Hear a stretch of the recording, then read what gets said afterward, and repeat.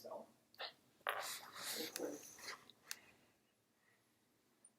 Alrighty. So we're ready to go? Okay. Thank you all for showing up today. It's a pleasure to be here at the Wyoming Writers Association annual meeting here in Lander. Welcome to Lander. I thought that what I would do is talk a little bit about a concept I call the accidental journalist. And that's how I got into journalism. And I see my friend Alan Ohashi over there, and I'll even cite him possibly as an accidental journalist, although I think he always wanted to be a writer.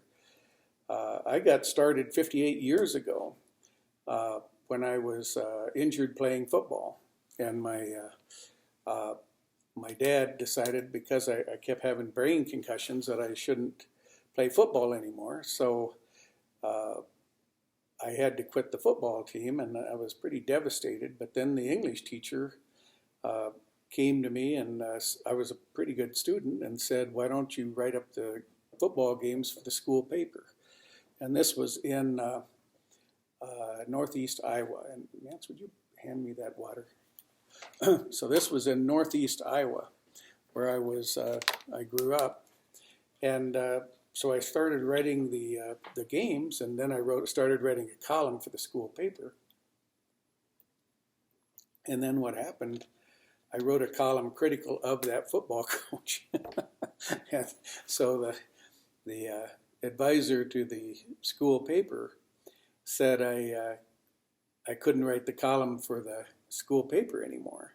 So I went down the street to the local newspaper, and he was glad to start running my column. So that was my beginning at 16 years old of writing a weekly newspaper column in newspapers, and I've been doing it ever since. I don't know what the number is, it's 4,000, but anyway, it's but I call it the accidental journalist, and the topic of this talk is, of course, how do you get published, how do you get into the local paper, how do you do all that, and again, referring to my friend Alan Ohashi, he's a very successful documentary maker and author, but way back, when did we decide? 1982 maybe, in Lander.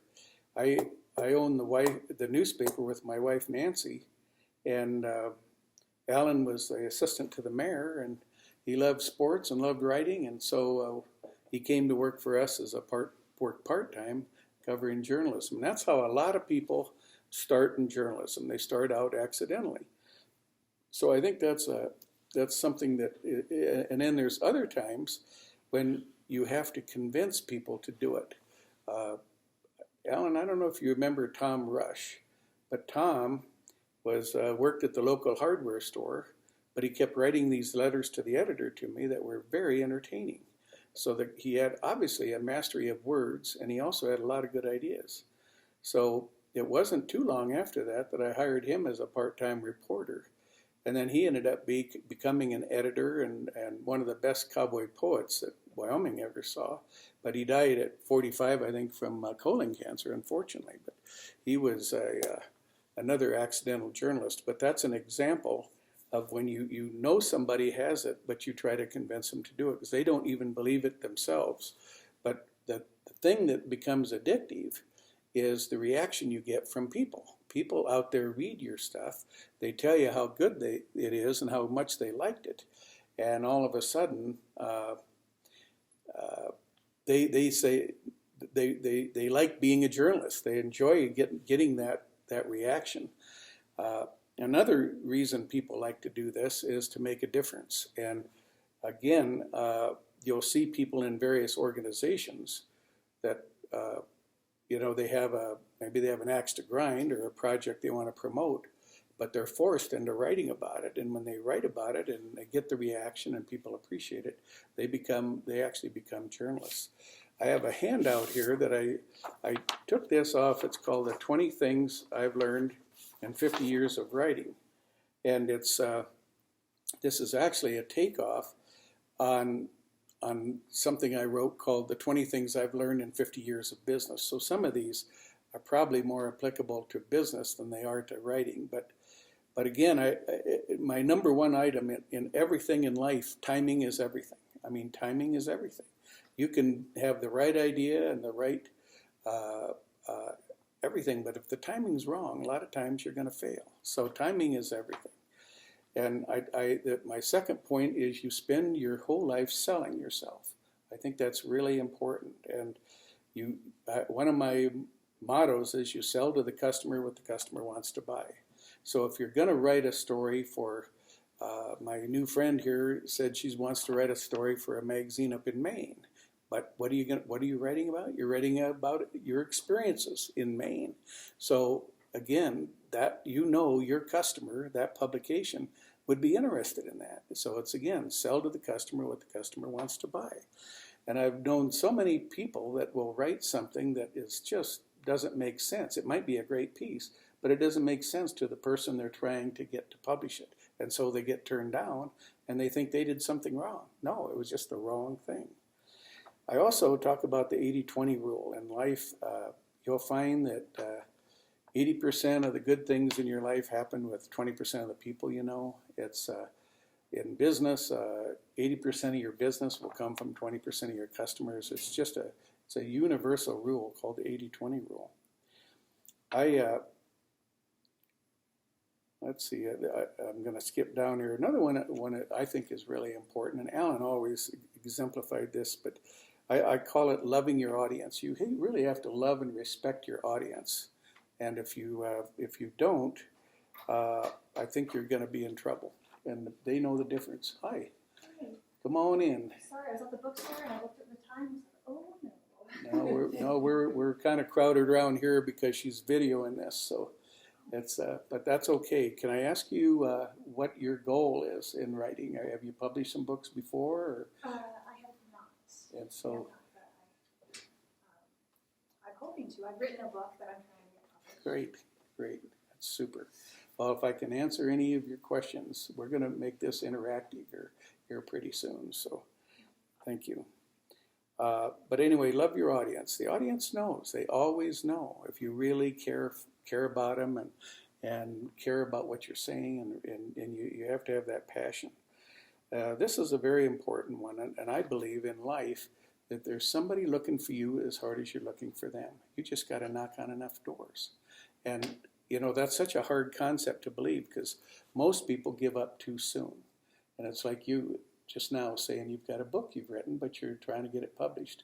Well, you just have to keep looking to find a publisher. And we'll talk about self-publishing here in a little while, but don't give up. Just keep on going. And if you look at my all-time favorite book was Zen and the Art of Motorcycle Maintenance by Robert Percy. And it ended up being one of the best-selling books of all time. But it took 37 publishers. He rejected him before somebody finally took it on. So, I mean, that's maybe the all-time record. I think Dune was another one that Frank Herbert couldn't find anybody to publish it, and it's now considered the greatest science fiction book of all time. But anyway, so you just got to keep knocking on doors, and that's hard. It's so hard. I think sometimes we have a innate sense that we kind of want to give up because that's hard work to go out there and sell yourself.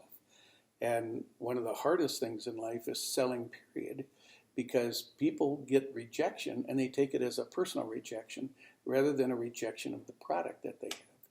And getting past that is gigantic. It's just so hard. Okay, let me see. Let's see. Nance, could you hand me one of that sheet with the 20 things on it? Yeah. Sorry about that. Okay. I have one that I learned in business, but it's called good equipment means a good job done. And I had to learn that the hard way. Everything I ever did in life, it seemed like I used crappy equipment. I grew up we didn't think we were poor, but I was the second oldest of 11 kids in a town of 300 people in northeast Iowa. I mean, that's pretty humble beginning. And we never had good equipment. We're working on cars and doing anything. We just never had good equipment. And so as it turned out, I'm not a very handy person. My wife will vouch for me on that. And the reason is that because I was at lousy tools. And the same thing comes to writing a book. The first book I wrote, I was a pioneer on using Apple computers. I mean, really, we actually think we were the first newspaper in the world to use what's called desktop publishing. We did it in the spring of 1985. And right about not long after that, in the early 90s, I wrote my first book. And it was, but by then, somebody had come out with a writing program that automatically put footnotes in and all that, which now is just standard. But you can't imagine how hard writing something without, it actually wasn't my first book. It was my master's thesis, which was 180 pages. And I wrote that in 1987, 88, and 89. And I discovered this program that you had to have all these footnotes in a master's thesis. And to try to do those on a typewriter, it was just terrible. That was before you were born. So, and you too, by the way. So, anyway, I'm, let's see, practice makes perfect. One of my favorite sayings is anything worth doing is worth doing poorly the first time. And when people hear me say that, they assume that means you're supposed to do it in a schlocky manner, whatever it is. No, you're going to do it the best you can. But when you're just starting out, you can't do it as well as you're going to be able to do it later. But you've got to do it. If you don't do it, you'll never get past that first moment. By the way, the screen went dark. Does that mean it's still working? You probably just have to touch it. Do you think it was still recording? Yep, still. Okay, I'm sorry. No, that's okay. If it goes dark again, we'll want to light it up just No, in case. not a problem. I know what to do. We're taping this, folks, obviously, and so we're trying to get this. Okay, and then one of my last things there is if your project fails, that's bad. That's terrible. It's the worst thing that ever happens to you. You want to jump off a cliff. Well, you know what? Don't. Because, it's you remember what I said. You've got to start somewhere. You've got to get started. And the more you do something, the better you become. And it's just really important to do that. Well, let me tell you just a little bit about myself. But Nance, I'm sorry to make you do that. We've moved around a bit. Will you bring me those 4 books over here? And this is my wife of 55 years. Yeah, my partner in crime. So, but anyway, my job today is kind of odd. I just had my 75th birthday, and I'm publisher working full time for a news service in Wyoming called Cowboy State Daily, which is incredibly fast growing, and I think we have the best news staff in the state. It's free. We have 16,000 readers so far that get a newsletter every day, and we're all over Facebook, and we have an incredible webpage, cowboystatedaily.com. But when I started back in 1962, maybe it was, the newspaper that I worked on used what was called hot type. And that literally is one step removed from Gutenberg. I mean, hot type was, Gutenberg used cold type, wooden type, but it was, and now to think of in my arc of my life, in 58, 59 years, I'm now a publisher of a digital news site, which is to me just stunning that I was able to do that in a career. But from then, working backwards on that, I was my first book was I called it The Best Part of America, which is it's a book of my columns. It's called a collection of 60 selected stories about Wyoming, and because I was a publisher, I looked around and tried to get that book published from a publisher. And, they really weren't interested, or more importantly, they wanted all the control and they made all the money. And I thought, well, gee, I know publishing because I've been a newspaper publisher. My wife and I have owned over 20 different newspapers and magazines and print shops and internet companies and God, what else? Ad agencies. We've owned a lot of stuff. But anyway, so I knew how to be a publisher, and I knew how to be a salesman. So I collected this book, and I think this came out in '91, and it sold. I printed 2,000 copies, and I sold roughly 2,000 copies, and it was really a joy to do that. And again, I would say to anybody, if you can self-publish, do it. I mean, it'd be wonderful if you could write the masterpiece and somebody comes along and they promote it, but there's so many books being published today. Alan, did you self-publish any of your stuff in the beginning? I have the 3 books I have in there are all self-published. Okay, so you know exactly what I'm talking about. And nowadays, with Amazon and some of the tools that they have, it becomes really easy for anybody to be a publisher, and that's something you may want to consider with your project. There's been 2 or 3 things that have happened since this happened that have been almost miraculous. The second thing that happened, for me to print 1,000 copies of this, let's say back in 1991, cost, I don't know, $5 a piece maybe, or I don't know, let's figure, I don't know. But I had done all the legwork. I'm talking mainly the printing and binding. But to print a second 1,000 costs like $1 a piece, because of the technology back then didn't lend itself to short runs. So if you're going to print 1,000, why not print 2,000? Because you made a lot more money on those second, plus that gave you a market. Well, by the time this book came along, which I still did 2,000 of these, which this sold out, and then I've got a third one that I've got it over in the bookstore. But it's it's on-demand publishing. You say, well, I want 500 copies. Okay, they give you 500, and then you decide, well, I want 200 more. They do 200 more, and it's all the same cost because the technology has changed, and it's all kind of based on printers, I think, and what we used to call Xerox printers, but it's some kind of a printing technique with computers, and it's all automatic. So that makes publishing just so much easier, because before you had to make that commitment. You had to lay out $10,000 or $20,000 before, and if you were self-publishing, that came out of your pocket. Now it's a lot less.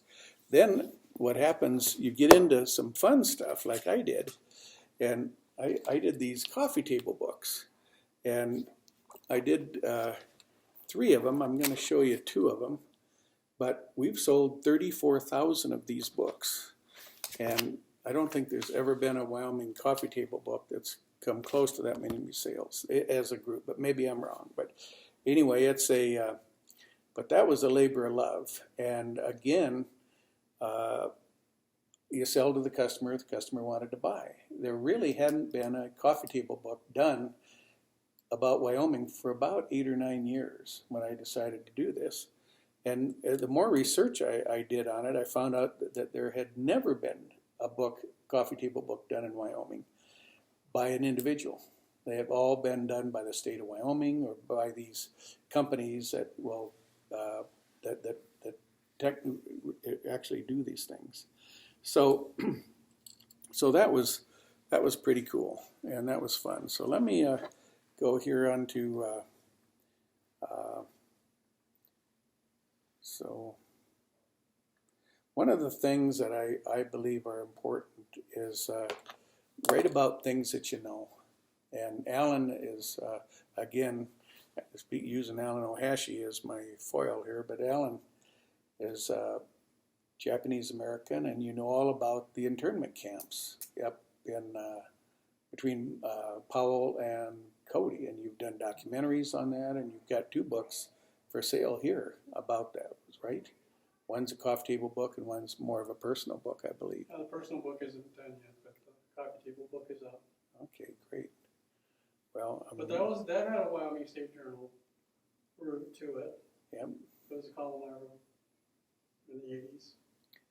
Yeah, I think that was the beginning, and it was well done. And again, it follows that maxim: write about what you know. What is your book about? Mine's young adult science fiction. I'm a nerd. But it's about but it's about what? It's about a young woman who is on a generation ship, so she's spent her whole life on a ship, and she intercepts a distress call from a sister ship that's been missing for about 300 years. Love it. I love Yeah, sci-fi, sounds and I know Alan does too. Alan is a UFO expert, so he really knows all that stuff. So now they're popular again. So yeah. That's what I just pitched it. That's what she said too. Space is coming back. Yes, good time. Well, I'll tell you what's really coming back is all these networks, and it's way beyond Netflix and Amazon and Hulu and Apple Plus, and they need content desperately. There's a gal from Grable, Wyoming named Karen Schutte, and she's gotten to be a pretty good friend of mine. She's written 6 books. They're historical books about her family settling in the Bighorn Basin, and they're just great books. And I think she self-published them because, again, and they're lengthy and they have got great dialogue in them. And I told her, I said, and she was frustrated because she didn't feel she was selling enough books. I said, I don't know. I think I'd go straight to Hollywood if I were you, because this is a mini series right here. This is 3 seasons or 6 seasons of a historical TV show, and I think the same thing could apply to you. I think, they are so desperate for content. I watched a sci-fi movie the other night called Stowaway. I don't know if you've seen it. It is literally the worst cast movie in history. It makes that John Travolta movie look like the 10 Commandments. It was unbelievable. There was a, who's the gal that sang in Pitch Perfect, or Anna Kendrick, or Anna Kendrick? Yeah. Anyway, she's this cute little girl who apparently can sing like crazy, but she's a horrible actress. And the premise of this movie, now let me tell you, based on this movie, this will give you great hope for your novel, because you will, if you can stand to wade through that movie, you will say, my God, In fact, look up who's the producers and say, you like that? I got one a lot better. The premise, believe it or not, is that a mechanic accidentally gets screwed into a panel, and then he gets screwed in there, and they discover him 2 days later on their way to Mars.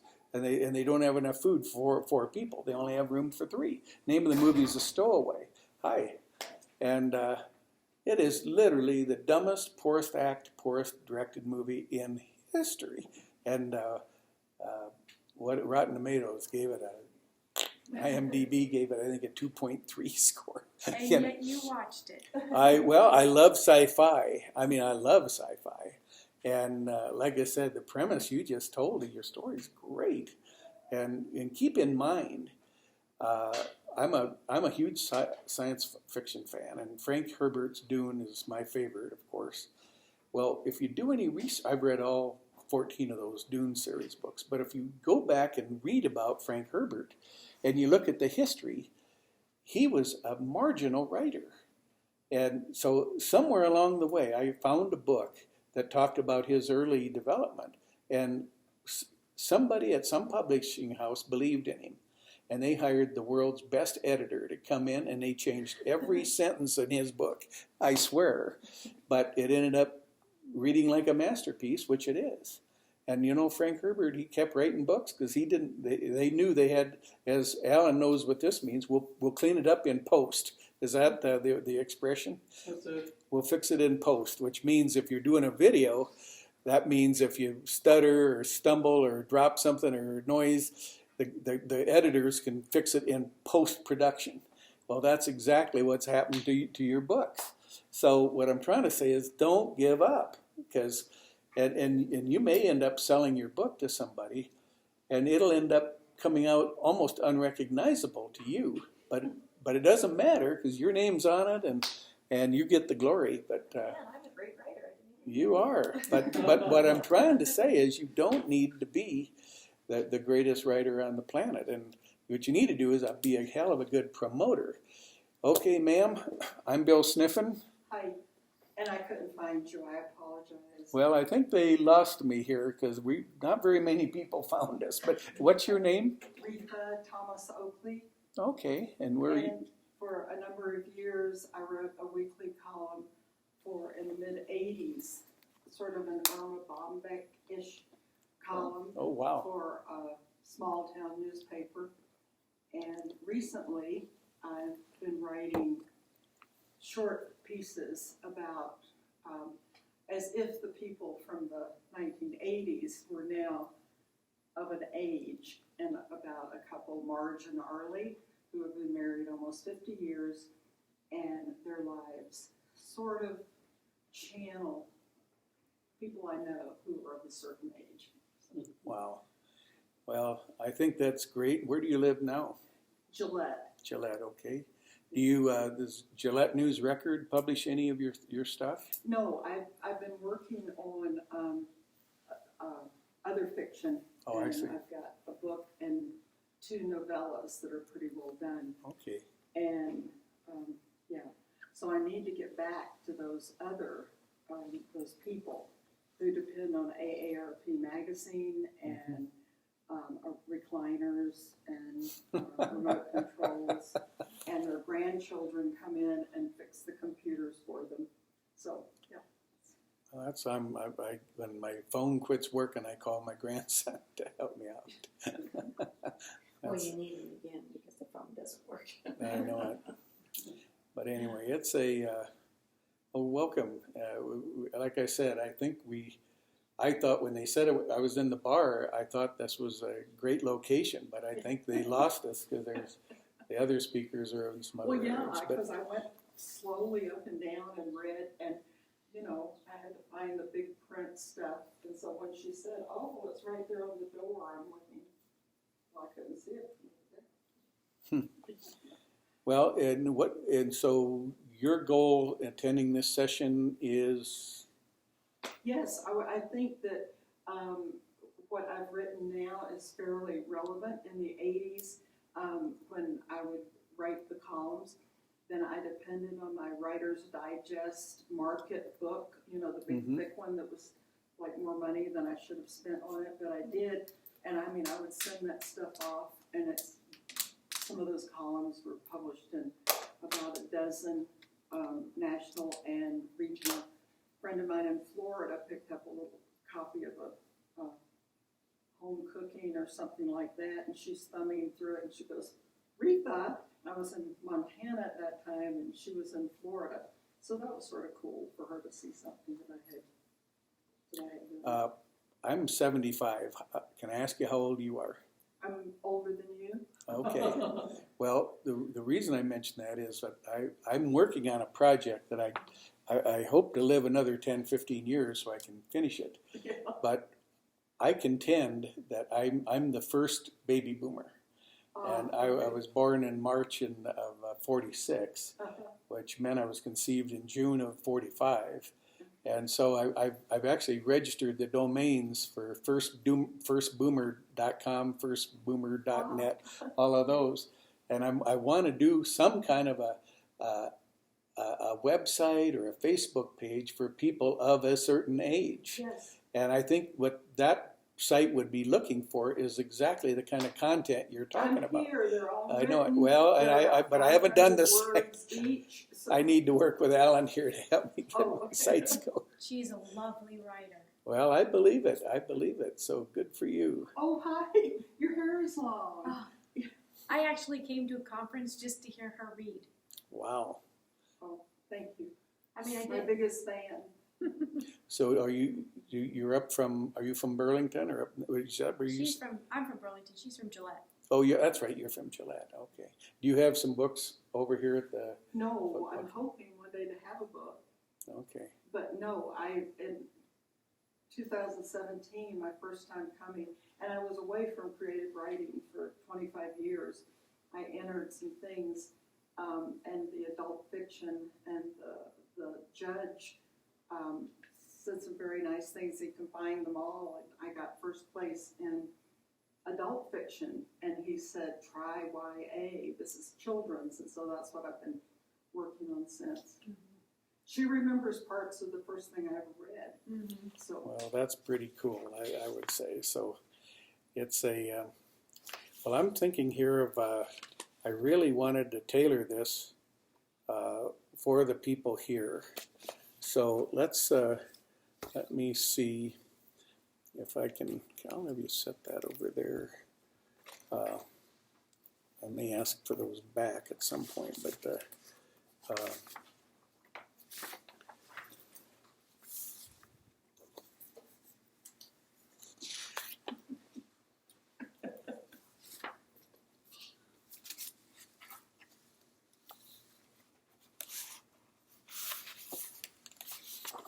well, I thought, why don't I try something here and see how this works? I wrote a column that won first in the nation in the National Newspaper Association. 750 words. Can I read it to you? yes. Let's do it. Today is my daughter's first day of school.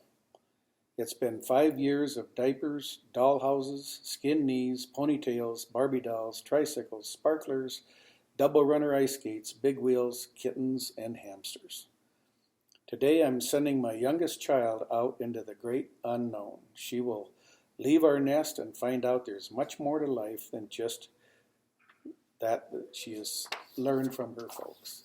For 5 years now, she's believed anything that I told her was true, that all facts emanate from Dad. I've been her hero as her life has revolved around her mother, 2 older sisters, and me. Now it is somebody else's turn. Today we trust an unknown teacher to do what is right for this little girl. This 5-year-old who is so precious to us and yet is just like thousands of other little 5-year-olds heading off to school. But please, I suppose there are scores of other little girls with blonde hair and blue eyes right here in Lander. But please, I'd like you to take a little extra care with this one. You see, this is our baby. This is the one I call Pookie when she's good, Silly Nut when she's bad, and this is the last of my girls to still always want a piggyback ride. And this little girl still can't ride a bike, and she stubs her toe and trips while walking in sagebrush. She's afraid of the dark, and she doesn't like being alone. She's quite shy, but she's a friendly little girl. She's smart, I think, and she wouldn't hurt a flea. I'll tell you what kind of kid this is. Twice in the past month, she's come crying because the cat had killed a chipmunk. She buried both chipmunks side by side. She made little crosses for them too. This is a child with quite an imagination. For example, she calls the stars dots. And once when we were watering the yard, she assumed we were washing the grass. She told us that telephone pole lines were put there so birds would have a place to sit. She's just 5 years old. I'm trusting her care in somebody else's hands, and I'm judging that they will be careful with her. She's fragile. She's a fragile thing in some ways. Other ways, she's tough as nails. She's not happy unless her hair is combed just right, and she might change her clothes 5 times a day. She likes perfume, too. She also likes to play with toy race cars. This is the one who always called pine trees pineapple trees. And when we visited our old home state of Iowa and saw the huge fields of corn, she said, "What big gardens they have here." And like thousands of other little girls, she's marking off to her first day of school this week. And I know how those parents feel. There's a tightness in their chests. Their world seems a little emptier. The days are a little longer. And when our little girl comes home waving papers and laughing about the great time she had at school, and when she tells us about the stars and pine trees and how the farmers raise crops, well, she will have grown up a little bit already, and I will have grown a bit older too. That was our daughter. I know, it makes me proud. And now she's all grown up. So anyway, but that's an example of what I call write about what you know and be personal. There are certain rules in column writing. I had a fellow that Ellen and I both know, and I've got so many pieces of paper here, and I'm beginning to wonder if I can find them all. But a guy named Steve Woody. Do you remember Steve? Did you know? He ended up being a tremendous publisher. And let's see if I can find that. Well, anyway, I apologize, you guys. I'm kind of finding where. Anyway, he had some rules for writing columns that I thought were really good. And let's see if I can find them here. Yeah, they're back here.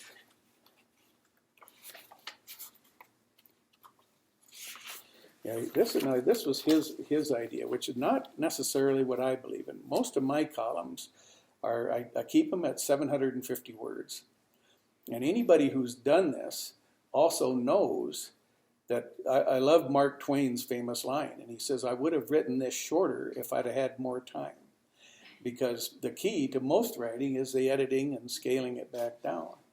And so I always try to keep mine at 750 words, but inevitably they end up being about 850 to 950, and then I have to start editing things out.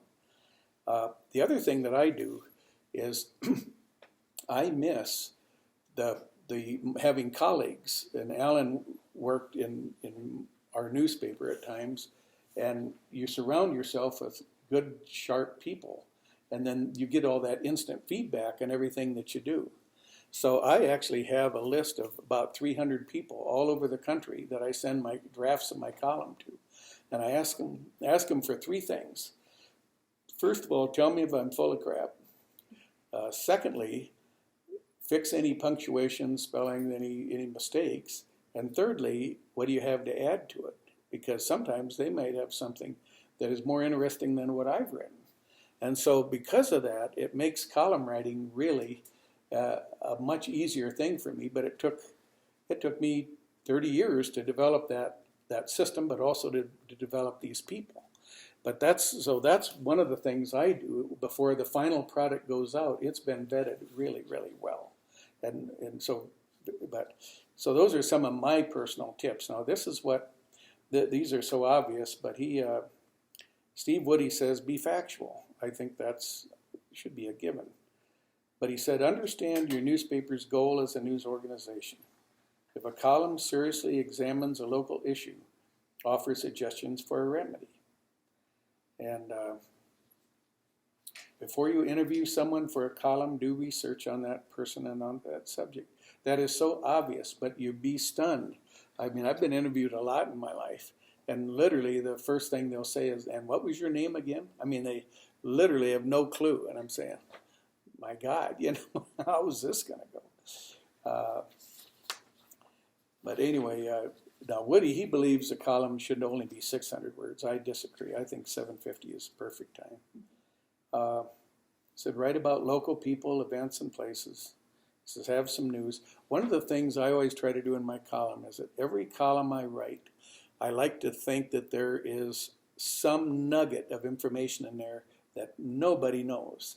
So somehow or other, I figure out something that over the years I've been able to figure out to add. And so when somebody puts it down, they say, man, I didn't know that, So that's good. And he says use humor, jokes, quotes, and anecdotes, and edit relentlessly. I think that's pretty good advice. It's now, Alan, when did you quit writing for newspapers? You went into the video thing probably 20 years ago, didn't you? At least. Yeah, I quit writing newspapers when I moved to Colorado. Okay. That's what I was wondering. I was telling earlier before the two of you arrived that I had I've developed a lot of columnists and I found them from people who write letters to the editor. And today, now with Facebook, I can't tell you how many times with the Cowboy State Daily, I'll be scanning Facebook and here will be somebody who'll write they'll have a strong opinion and they'll write it. Tom Lubnow from Gillette, he did that, and we signed him up as a columnist. Now he writes a column about every 2 months for us. But he's got something to say, and he says it very well. And we've got all these columnists we've developed from Facebook. So if I were a newspaper editor today, I'd be scanning the local Facebook to find people that could potentially write. Well, I've talked a lot. Any questions, anything we can talk about? I'd love to talk more about your science fiction book. Is this your very first book? Yeah, I've started many, and none of them were interesting enough to continue with. And how many pages or how many words is it so far? 78,000. 78,000, which translates to typically about 180 pages, Yeah, I would maybe guess. 200. I don't know. I operate on word count. I don't even know how many Okay. pages it is on there. No, I'm sorry, I asked you before, I think, where are you from? I live in Torrington. I'm In from Torrington. Shoshone, though. Oh, okay. So if you're from Lander. Yeah, and what's your name Nicole, and last name? Kelly, but my parents are James. James. Kim and Karen James. Okay. Well, we love Shoshone, don't we, Alan? Done a lot of stuff in Shoshone over the years. And Torrington is one of my favorite. I did a whole series of columns here over the last 3 years about eastern Wyoming. I'm from western Wyoming, which we're very snobbish with our mountains and our national parks. But I have all these friends in the eastern side. And so they all said, well, we've got great things over here. And man, they do. I love Torrington and Wheatland and Sundance and Lusk and Newcastle. God, Newcastle's a cool little town. But Torrington's really a well put together town. So good for you. And you work for the medical over there somewhere? No, I'm a teacher. Oh, a teacher. I used to work at St. Joseph's, which would be Okay, yeah, been there. yeah, and it's a psychiatric residential treatment facility. And Okay. I stopped working there about a year ago because they opened a day treatment program in Scottsbluff. Hmm. So same type of thing, working with kids with psychiatric disorders. So they asked if I'd help them, if I'd be their teacher and help them work out the academic part of the program. And that's what I've been doing the last year. Tell me about your favorite science fiction books. Ooh. I like Dune. I don't know that it's my very favorite. But, right now I'm reading fantasy more so than sci-fi. Yeah, I'm working on the Wheel of Time series. well, Arthur C. Clarke was another one with 2001: A Space Odyssey and all those things. How are we doing time-wise? I guess we have a little more time left. We have about Isn't it? 15 minutes. This has been fun for me. So, did you always like sci-fi, or did it just sort of happen? You had this idea, and it just developed, and so you decided to flesh it out? I can tell you, but it's kind of a weird story of how I came up with the idea. Sure. For my book. Sure. So years ago, I was sick and I needed a surgery, and it took a while before I could get the surgery. So I was taking a lot of Vicodin at the time, and I was watching the X-Files. I'd fall asleep watching the X-Files, and I had also recently finished Dean Kuntz's novel, The Strangers. Mhm. And I don't want to give away the endings if you guys haven't read that one, but there's kind of a component with a question about space landings and Mhm. things. And so I think the combination of X-Files, Vicodin, and recently finishing that book gave me the idea for this book. Well, I think it's a great idea. I really do. What do you think, Alan? Alan's a UFO guy, like I mentioned earlier. And by the way, I don't know if I ever told you, but when I was like 9, delivering papers in Northeast Iowa, I saw UFOs. The sky was full of them. And I came home, told my folks, and what? And of course, at the time, I was 9 or 10 years old. So who knows? Maybe they scooped me up and took me away for a while and brought me back. I don't know. But it was definitely unreal and unworldly. So, I don't know. Well, you'd be surprised at the number of people who have had odd experiences. They don't talk about them. But that they're starting to become more mainstream again. Legitimate people are saying that, and they're being shown up on military cameras and various things. So There's that big one right now that they're trying to figure out what it was, right? That the U.S. military saw. yeah, but it's in fact they call them different things. Unidentified flying, or maybe not even flying, but like natural aberrations or something. There's some different government classification for it. No, I think it sounds like a good story. And, is it episodic or is it just a one-off. It's a trilogy. And I've started book 2. Have all 3 planned out, roughly. But I've only finished the one so far. And who'd you pitch over here? Caroline George. For agency. How did that go? Did people get the agents jump on local people Yeah, so here? what did she say to you? She seemed interested. She said space is coming back, and I say young adult, but it's really a new adult, so a little bit older than some of the young adult novels. And she said that's coming back, and space is coming back, so she could see it selling, and asked me to send her 3 chapters and give me some information to send her stuff. So we'll see what happens with it. She seemed interested. She read the first page and said it sounded okay. Well, we have short attention spans anymore, so the first page is really important. I went to a conference from northern Colorado. It was online, maybe last month, and there were 3 sessions that were about first page. I put it in for the paddle panel, so hopefully I got it in. And so really, if you can write 650 or 750 type words, that's a lot of. I entered 3 contests with this last book I had, and they only want 3,000 words. Well, I can write 3,000 words, and I can make them sound pretty good. So at least have to hook them. What was that? Who was talking about the hook? Yeah, you gotta hook them. You gotta sell to the customer what the customer wants to buy. That's the. But that's the good thing about coming out of newspapers is that you have to have it done right now. Yep. And quickly. And I'd say that was the biggest thing I learned from being a journalist and Lamont says, write shitty first drafts and just get through it, because there's going to be someone else who looks at it. In this case, it was Tom Rush or Bill will read, will go through it again.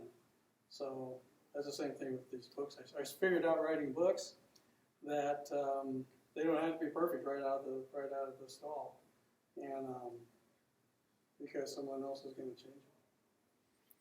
Well, there's a reason it's called dead line. You're dead if you miss the line, and so it's journalism is a great training ground for the being able to just get it done. Because sometimes, and that's the thing I found from being a journalist writing on deadline versus writing a book, which sort of had a deadline, but and my secret weapon for me, I got up at 5 or about 4:30 every morning and started writing at 5, and by 10 o'clock I had written a ton of stuff, and for some reason my brain really worked well at that hour of the day, whereas when I try to write in the afternoon or in the evening,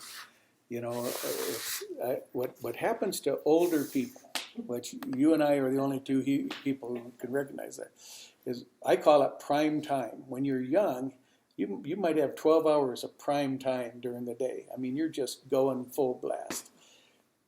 As you get older, pretty soon you're down to 8 hours, and then pretty soon maybe it's 5 hours. And I found my 5 hours were from 5 to 10 in the morning. The rest of the day I could get the mail, I could answer phone calls, I pay bills, but So did you being say creative. 4:30?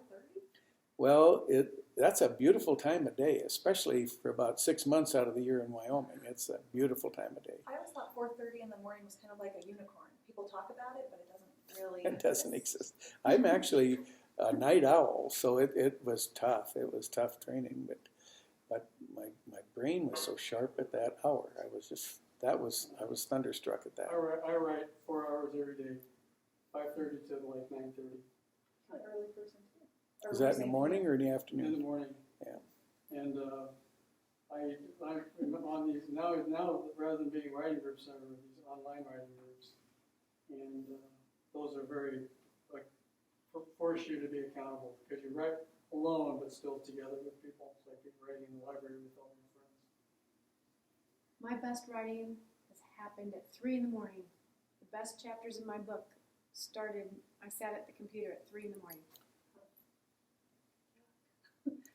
I was awake. Well, that's get up, now. and that's when everything just came out. Well, here's the other thing and this drives my wife crazy is if I will wake up in the middle of the night, and we all do with a thought.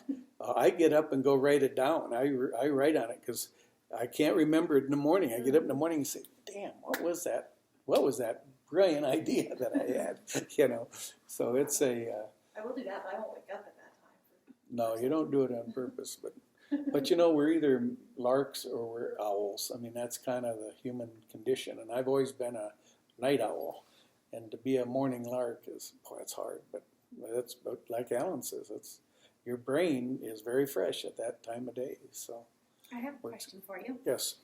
So I would like to get the Anchorage Daily News to give me a review that I can put on the front of my book.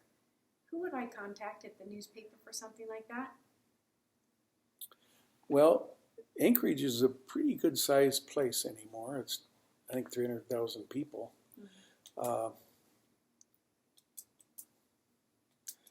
You know, I think here, Alan could answer that better than me, but here's what I honestly think you could do. You could find somebody to write a review of your book and put it in the Anchorage paper. It won't be a staffer at the Anchorage paper because they don't have anybody left anymore. But they're looking for content all the time. So if your book is relative to Anchorage and is if you could find somebody from the Anchorage area who would recommend your book and write a review for the Anchorage paper, you can pick that up as a blurb and say, yeah, this book's the best book ever written, Anchorage Daily Times. So that's what I would do. What do you think, Alan? Does that make sense? And in fact, this day and age, I would write it yourself and write the almost like a news release, and send a copy of your book, news release, and to whoever call up who would do a book review at your place. And just basically go to them. Just like letters to the editor, you know, these political action committees, they send out notes that are about Lander and send out their customized content to the Wyoming State Journal or to the Casper Star Tribune saying Liz Cheney says this or whatever, John Brasso says this. And so they basically create the news, I guess. Make aligning perception with reality some way. So that's what I would do with your book. In fact, my book is about. I have a chapter in my book that's about that. About I didn't hear localizing. I didn't hear the very first of your question, but what I've been doing since 2017, the judges' comments are fantastic to hold on to, especially for the ones who have, I haven't been able to find out who a few of them are, but the ones that I have, I always send them something, thank them for it, and then I hold on to those comments because those are people who, well, you would know, the judges are people who are somewhat known in their field, and I think that would be something that we should all do. And long time ago when I was writing for this small town newspaper, Colstrip, Montana, and we had a local writer, and he wanted me to read his book, and I did, and I wrote this article in the Rosebud County Press, and he took that and massaged it and sent it to other places, and then he became a pretty well-received writer and wrote, I think, 30 or 40 books. So, so I think hold on to anything that you've got that has a name attached to it, you know. I had 12 beta readers. I had 12 beta readers, and I kept their comments because some of them had, like one guy, he's not even in my target audience, but I went outside of my target audience to make sure my target audience was who I thought they were. And he was a guy, I thought my audience was women, and he said that he hadn't had a book keep him up and keep him awake at night in years, except mine. Yes. And then I had another lady say that she had to stay up half the night because she couldn't put the book down until she was done. And so I kept those comments to be able to put in, if nothing else, I have my beta reader comments to put in. Yeah, another thing would be to track down like a Bill Sniffin, who is always looking for content and might write about your book. Mhm. if you gave him the idea that would be, because his bill stuff is, fairly ubiquitous about Wyoming, so he can show up in lots of places. Mhm. And so it'd be some person in fact, Bill maybe would write about this Wyoming writer from out in the middle of nowhere, Mhm. Burlington, wrote this story about Anchorage, Alaska, or Maine, or wherever you're doing. My book is called Alaska Bush Life, and it's about my 20 years in living in Bush, Alaska as a school teacher. And where is that? Up in the north? Bush is anywhere that's not the city, and that's most in of the the bush. state. So I lived in the Aleutians, in the most remote location in the state for 2 years, and then on Prince Wales Island for 18. Wow. And so my book is about being on a ferry that almost went under, being in airplanes in horrendous storms, bears that, and then mistakenly thinking my dog was a bear. Just funny stuff like that. And there's funny parts in it, and there's scary parts. There's parts that make you cry, and parts make you laugh. And then at the end, I compare my life as a balance sheet, the liabilities that we had in Alaska and the benefits that we had. And so we lost a lot by living in Bush, Alaska for 20 years, mainly our family. We came home to no family. They were gone. All of our parents were gone. And so, yeah, that's what my book's about. That's great, though. And how many copies have you sold? It's at the editor now. Oh, So okay. I haven't done my book launch yet. I'm still looking to get that. I was thinking the Anchorage Daily News would be a good one to have on think it front would. cover, because another lady that has a book about Alaska came from Oregon, and hers is from the Oregonian Oregonian. newspaper. And we came from Wyoming, and we came back to Wyoming, but the book is in Alaska. Well, see, the blurb I had on my first book is, if you love Wyoming, you'll love this book. Mm-hmm. Governor Mike Sullivan. So that was pretty good acknowledgement. Mm-hmm. But you could get Sarah Palin to write about it or something too. Maybe it doesn't have to be Anchorage Daily News. The other thing that I would say is there's so many new news organizations that there may be a free press or like us, we're a digital news site, and I think we have more circulation than most anybody in Wyoming now. So 2 years ago, nobody ever heard of Cowboy State Daily, but so if you're doing something about Wyoming, and right now it says, according to Cowboy State Daily, I think that would carry some weight right now. Mm-hmm. And there may be somebody, the Anchorage the Anchorage Daily Bugle, which is a digital site. Mm-hmm. You could submit to them just as well as to it might be easier than to the newspaper. Mm-hmm. So if you think that's important, I think testimonial is hugely important. Mm-hmm. As I said, with Mike Sullivan there. But it's but you're already at that stage now. Is somebody publishing it for you, or are you self-published? I had a publishing deal, and I turned it down to start my own publishing company. Do you mind telling me what your publishing deal offered you? Because they don't make you a very good offer, I don't think. My deal was with one of the people that are here today, and he offered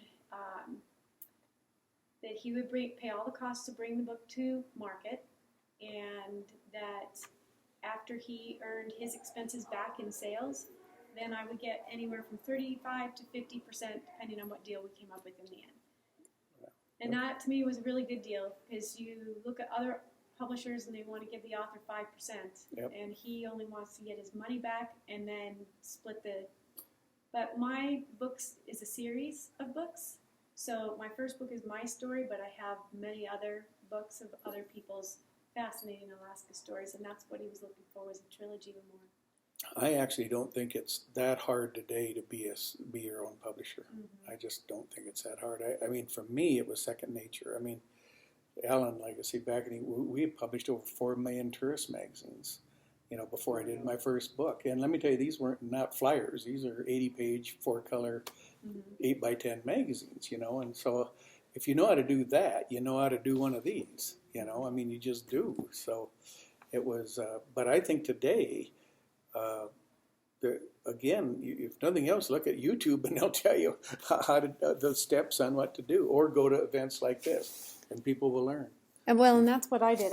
I've been on YouTube and watched several different channels that put out regular content to people on how to become an independent published. And they also have a conference in November that's called 20 Books to 50K, Okay. and it's all about how to get your own book published. How about, what's the name of your book? Alaska Bush Life. Alaska Bush Life. Mm-hmm. Okay. Now, see, that's one thing I always thought that Wyoming writers should do is try to figure out a publishing way for distribution, aggregating everyone's content, Mm-hmm. rather than all 10 of us, trying to push out our book 10 or 15 different ways to the same people or whatever. And, like music businesses now, if there was a way to aggregate and, because I'm thinking Wyoming writers wouldn't take 70% or 60% or 50%, they would just do it as a pass-through, but use it to get out the word about these stories written by Wyoming people on Wyoming topics. Well, So Bill, there's a little project for you. Yeah, that's what I need. Is Nancy Curtis here? Because she published a lot of Wyoming books over the years. She lives over in Chugwater or somewhere over there. Do you guys know who I'm talking about? Yeah. High Country Publishing. Who I did think you it's say? Nancy Curtis was her name. Is she from Sundance? No, she's from down Chugwater or Well, there's Wheatland Nancy or Curtis here, something. isn't there? No, different one. huh? Dick Hudson, no, not Dick Hudson's wife. I don't know. She was at the Wyoming Poets Could have been. conference that my husband coordinated the end of April. Okay. And I believe, I don't know her, they were Yeah. just chatting, that she is trying to retire and Okay. is handing some things over to some other people. Yeah. So, I mean, and that just. And that doesn't surprise me because Okay. she was, I can say, long of tooth like me. I don't think she's as old as me. But anyway. Well, I think we've beat this dead horse about as much as we can. So thank you all. This is Thank great. you. thank you very much. You bet. Thank you.